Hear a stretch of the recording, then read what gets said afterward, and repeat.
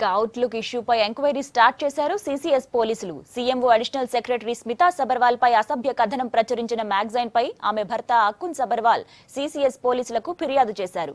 Complaint తీసుకున్న పోలీసులు out సిబ్బందితో పాటు మేనేజ్మెంట్ పైన కేసు ఫైల్ చేశారు.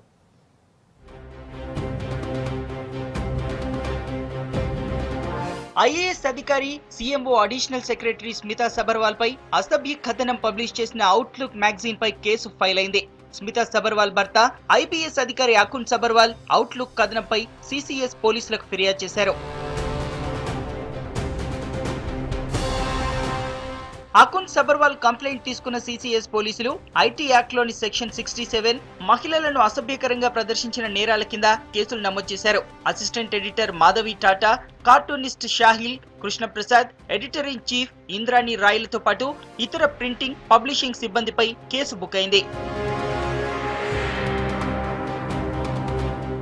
ఇప్పటికే ఈ అవుట్లుక్ కథనపై 2 రాష్ట్రాల మహిళా కమిషన్ చైర్పర్సన్ త్రిపూర్ణ వెంకటరత్నం సీసీఎస్ పోలీసులకు ఫిర్యాదు చేశారు.